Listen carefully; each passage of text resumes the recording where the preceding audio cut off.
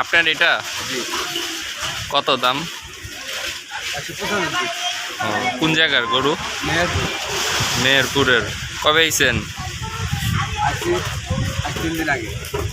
আচ্ছা, কয়টা গরু আপনার?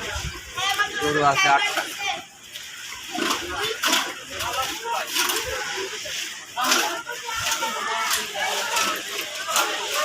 আপনার ইয়ারটা? আর এই সামনের পাকড়াটা কত? পাখরাটা একই দাম।